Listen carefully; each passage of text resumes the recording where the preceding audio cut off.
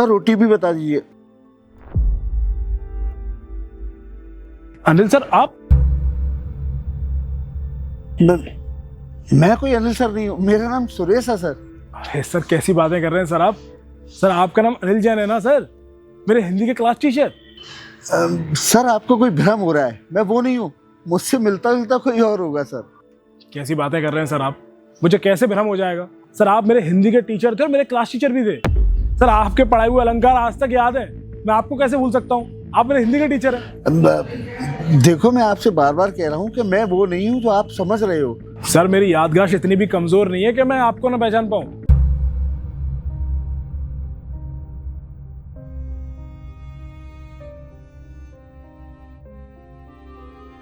हाँ, मैं हूँ तुम्हारे क्लास टीचर अनिल जैन। लेकिन बेटा मेरी एक प्रार्थना है, ये बात किसी को बताना मत। सर मैं किसी को नहीं बताऊंगा, लेकिन सर आप ये रैपिडो बाइक क्यों चला रहे हैं? बेटा हालात और परिस्थिति सब काम करा देती है, और फिर कोई काम छोटा या बड़ा नहीं होता।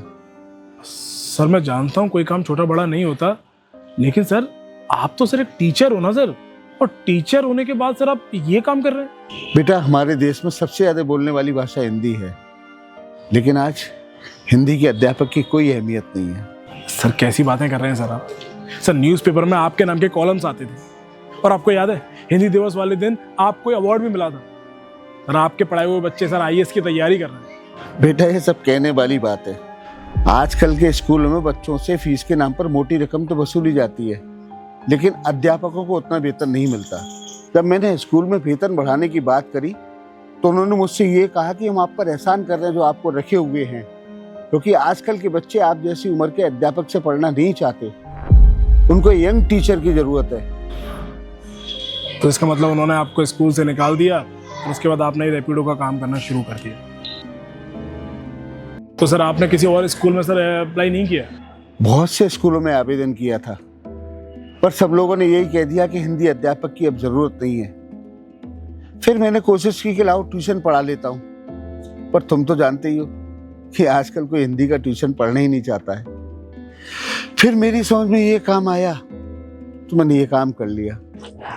आपकी बात बिल्कुल सही है सर कि कोई काम छोटा बड़ा नहीं होता, लेकिन सच बताऊं तो सर आपकी हालत देख कर ना मुझे वाकई में बहुत बुरा लग रहा है।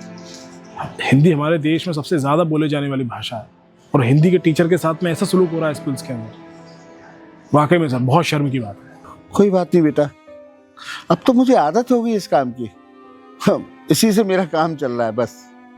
सर मैं आपके विचारों की बहुत रिस्पेक्ट करता हूँ, लेकिन सर मेरा ये मानना है कि इंसान जिस काम में माहिर हो ना उसे हमेशा वही काम करना चाहिए, और आप एक टीचर हैं, आपको पढ़ाना चाहिए।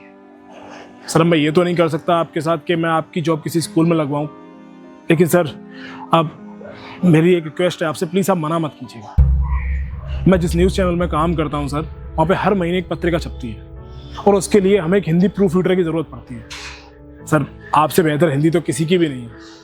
मैं चाहता हूँ कि sir as a proof reader आप हमारे न्यूज़ चैनल को ज्वाइन कर लीजिए। बेटा प्लीज़ सर मना मत कीजिएगा। ठीक है बेटा, कैसे मैं तुम्हारा धन्यवाद दूँ? सर धन्यवाद वाली कोई बात नहीं है सर, आप डिजर्व करते हैं। आप ऑफिस के लिए लेट भी तो हो रहे होंगे, चलिए ना बेटा। हाँ आइए बैठिए सर।